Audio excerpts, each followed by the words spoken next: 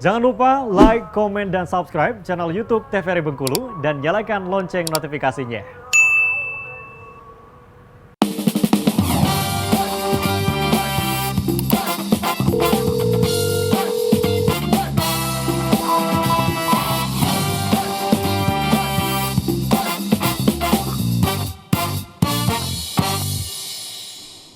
Ya, pemirsa, Anda kembali menyaksikan Dokter Kito bersama Kito Sehat dengan tema hari ini yaitu ADHD bersama dengan Dokter Lisda dan juga Dokter Sony.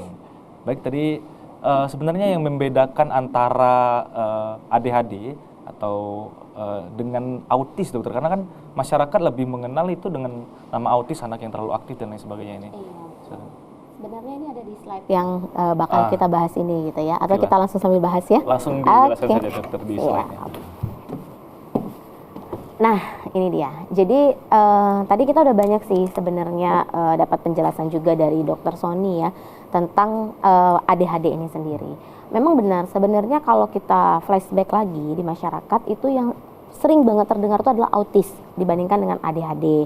Jadi masyarakat awam, pemirsa di rumah juga kebanyakan bilang pokoknya kalau anaknya agak aneh aja gitu ya, agak beda aja dari anak yang lain, sepertinya ya yang normal lainnya itu dibilangnya autis gitu. Padahal sebenarnya bukan hanya dua ini aja, bahkan ada banyak sekali gangguan pada anak gitu ya, masalah kejiwaan. Dan yang perlu kita tekankan hari ini adalah buat pemirsa TVRI yang ada di rumah, bahwa yang namanya kasus-kasus gangguan bagian psikiatri ataupun kejiwaan itu memang sifatnya komprehensif. Artinya faktor penyebabnya tidak hanya satu, ada banyak sekali faktor penyebab seperti yang dijelaskan oleh Dokter Sony tadi, dan penata laksanaannya pun tidak bisa kita berpatok hanya pada satu aja. Misalnya obat aja gitu, udah cukup berharap dengan obat aja selesai nanti. Ya, itu karena masyarakat kita juga biasanya kan, kalau ada sakit berarti dikasih obat udah pasti sembuh. Iya gitu. Kadang-kadang harapan-harapan seperti ini gitu. Akhirnya ketika obat ini aja nanti kita berikan, nanti kita pada sesi ini dan sesi ke depan mungkin kita akan bahas tentang pengobatan juga pada ADHD kan. Nah itu kadang-kadang masyarakat terlalu menggantungkan ketika sudah diberikan obat harus sembuh gitu. Sementara tidak bisa. Pada kasus-kasus gangguan jiwa bukan hanya ADHD, hampir seluruhnya dia sifatnya komprehensif. Jadi kita harus luas, harus saling bersatu gitu ibaratnya. Seluruh aspek. Jadi nanti ada misalnya psikoterapi dari keluarga, dibantu obat, dibantu lingkungan sosial gitu. Itu ketika bagus, maka outputnya akan bagus gitu. Nah ini tadi pertanyaan yang paling sering, anak aku autis atau GPPH ya, atau ADHD. Jadi kalau nanti aku misalnya kesebut GPPH gitu ya, itu sama. Itu Indonesianya, iya gitu ya. Itu untuk masyarakat di rumah. Jadi kalau nanti agak ribet gitu ya, lidah kita agak terpleset mau menyebutkan kepanjangan ADHD, ya nggak apa-apa, GPPH aja gitu ya. Itu gangguan pemusatan perhatian dan inatensi gitu ya. Atau gangguan pemusatan perhatian dan hiperaktif. Nah, jadi gangguan pemusatan perhatian dan hiperaktif ini biasanya yang pertama dia ditegakkan ketika anak itu mulai di usia prasekolah nih. Jadi biasanya di usia prasekolah ini berarti kita kira-kirakan aja nih, misalnya 7 tahun lah ya, 6-7 deh biasanya yang paling sering.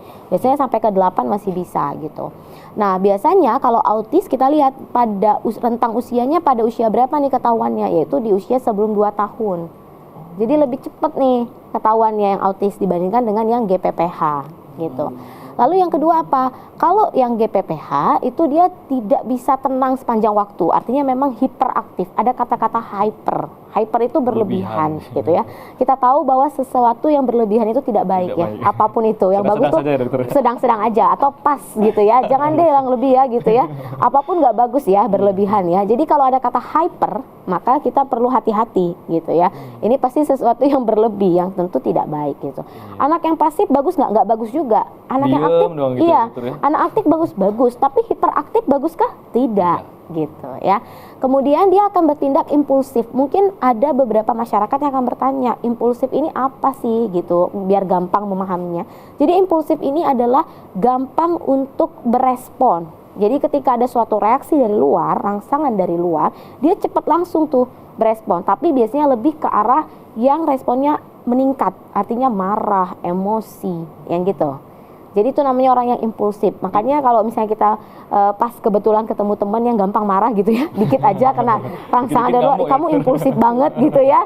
Karena dia terlalu cepat berespon gitu, dan respon itu lebih ke arah yang emosional gitu. Itu impulsif. Dan ada yang ketiga, yaitu tidak bisa memperhatikan pelajaran di sekolah. Jadi sebenarnya kata pelajaran ini, memperhatikan ini adalah gangguan pemusatan perhatian tadi, atau yang kata Dr. Sony tadi, inattention tadi. Jadi ada 3P sebenarnya untuk perhatian. Pemusatan perhatian, pengalihan perhatian, dan pertahanan perhatian. Normalnya kita, termasuk juga anak yang baru masuk sekolah di bangku TK ataupun SD kelas 1, mereka harus bisa 3P tadi berbarengan bagus, efektif. Jadi mulai dari dia memusatkan perhatian dia pada satu topik pelajaran, dia bertahan pada topik tersebut, artinya tidak gampang teralih. Mau temennya jatuh pensil di sana, mau temennya lagi makan, mungkin lagi minum, dia tetap fokus. Gini, itu artinya mempertahankan atau pertahanan. Dan yang ketiga itu adalah pengalihan. Jadi ketika beralih topik nih misalnya gurunya, dia juga bisa ikut beralih. Jadi nggak ketinggalan di yang topik pertama.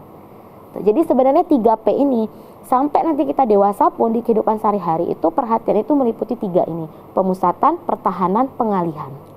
Ketika Jadi dia ada. berhenti di tengah-tengah, bisa memusatkan, bisa mempertahankan, tapi dia tidak bisa mengalihkan, ada juga Itu sebagian permasalahan di permasalahan atensi juga kita sebutnya.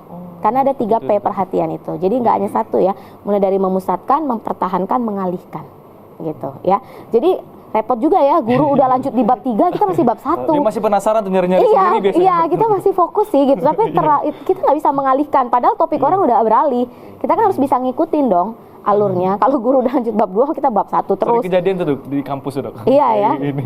Guru udah sampai ke daftar pustaka, kita masih di pendahuluan. Ini kan repot gitu ya. Ini juga permasalahan di inatensi ya. Nah, itu terjadi pada anak GPPH. Pada anak autis ini tidak.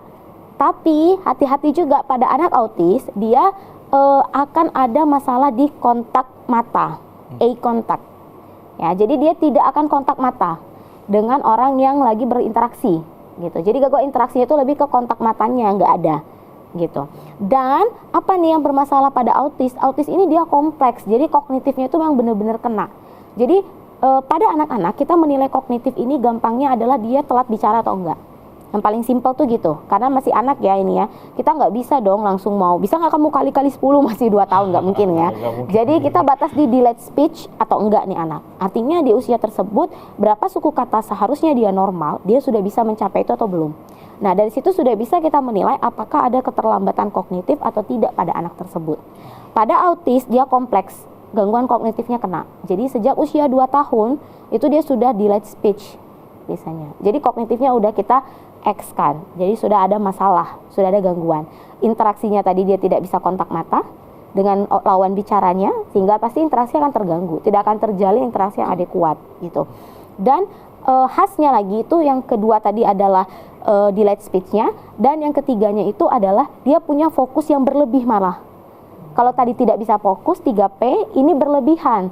Tapi aku mau jelasin yang berlebihannya itu maksudnya gimana gitu. Jadi pertanyaan kan gitu ya. Kita tahan dulu sampai di sini dokternya 3 fokusnya berlebih. Iya. Kalau ini justru tidak bisa fokus ya, dokter. Iya, Kita tahan betul. dulu situ.